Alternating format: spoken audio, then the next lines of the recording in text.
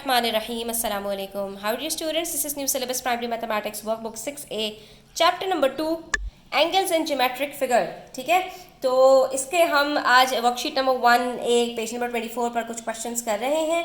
Video and तक जरूर देखिएगा, अच्छी लगे तो लाइक कमेंट शेयर कीजिएगा। चैनल सब्सक्राइब नहीं किया तो बच्चों सब्सक्राइब कर लीजिए। यहाँ पर आपसे इन्होंने कहा है कि ABCD इज अ रोम्बस, एक रोम्बस दिया हुआ है, ठीक है, जिसमें AC और BD, ये AC और BD आपके पास स्ट्रेट लाइंस हैं। आपको ये एंगल T मालूम करना है, ठीक है। अब इस रोम्बस के अंदर बच्चों हमसे ये भी कहा हुआ है कि यहाँ पर आपके पास ये जो दोनों साइड्स हैं ये बिल्कुल बराबर हैं और ये दोनों साइड्स हैं ये भी बराबर हैं। फिर ये जो एरोज लगे हुए हैं ये आपको बता रहे हैं कि AB is parallel to BC और AB is parallel to DC, ठीक है, ये भी समझ में आ रहा है। तो अब एक चीज को अच्छी तरह से समझ लो बच्चों यहाँ पर कि जब भी दो लाइंस पैरेलल होती हैं तो उनके बीच में बनने वाले दोनों एंगल्स का सम 180 डिग्री होता है। यानी यहाँ पर ये दोनों एंगल्स मिलकर और ये दोनों एंगल्स मिलकर, यानी ये चारों एंगल्स मिलकर 180 डिग्री बनाएंगे। क्यों? क्योंकि ये दोनों लाइंस पैरेलल हैं। इसी तरह से ये और ये एंगल मिलकर, इसी तरह ये दोनों एंगल 55 और T, यानी 35, ये एंगल और ये एंगल, ये चारों मिलकर भी 180 डिग्री बनाएंगे। बिल्कुल इसी तरह से क्योंकि ये दोनों लाइंस पैरेलल हैं तो ये जो एंगल A पे दोनों एंगल्स हैं और एंगल D पर दोनों एंगल्स हैं, ये दोनों मिलकर भी 180 डिग्री बनाएंगे। और इसी तरह से B और C भी चारों एंगल्स मिलकर 180 डिग्री बनाएंगे। जब भी आपके पास पैरेलल लाइंस के पेयर हो तो इस चीज को आपने फौरन अपने दिमाग में ले आना है। अब एंगल T हमें यहाँ पर मालूम करना है, तो जरा आप गौर करें कि यहाँ पर हम एंगल T को कैसे मालूम कर सकते हैं, जबकि इन्होंने हमें ये बता दिया कि ये AC और ये BD ये दोनों हमारे पास स्ट्रेट लाइंस हैं।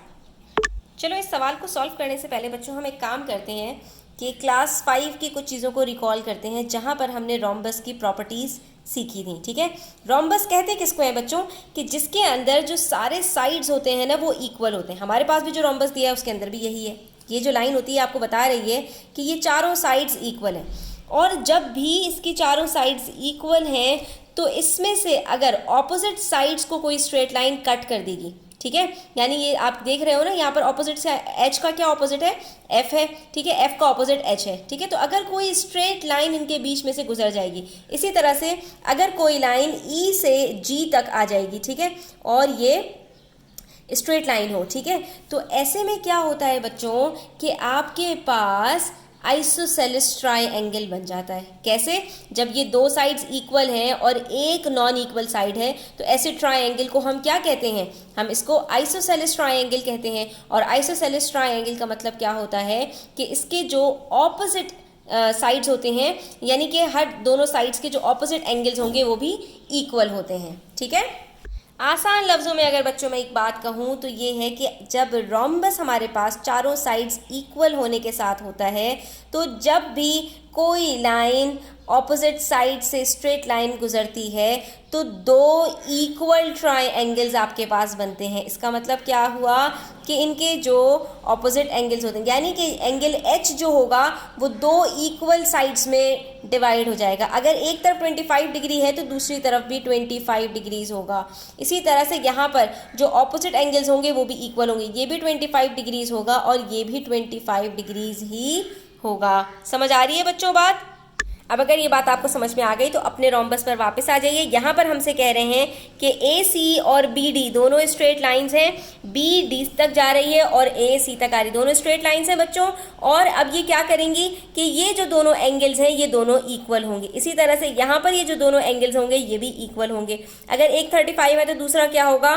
35, ठीक है, और इसके ऑपोजिट एंगल्स भी इक्वल होंगे, ये भी 35 होगा और ये भी 35 होगा और दोनों मिलकर कितने बन रहे हैं? ये 70 डिग्रीज और ये भी 70 डिग्रीज। तो बच्चों ये कितने बन जाएंगे? वेरी गुड, 140 डिग्रीज बन जाएंगे। इसी तरह से हमारे पास ये जो स्ट्रेट लाइन आ रही है A से लेकर C तक, तो ये जो दोनों एंगल्स होंगे ये भी इक्वल होंगे। अगर एक एंगल 55 है तो ये T भी बराबर होगा 55 डिग्रीज के। और इसी तरह से जो इसके ऑपोजिट में एंगल्स होंगे ये भी बिल्कुल बराबर होंगे, ये भी 55 होगा और ये भी 55 ही होगा।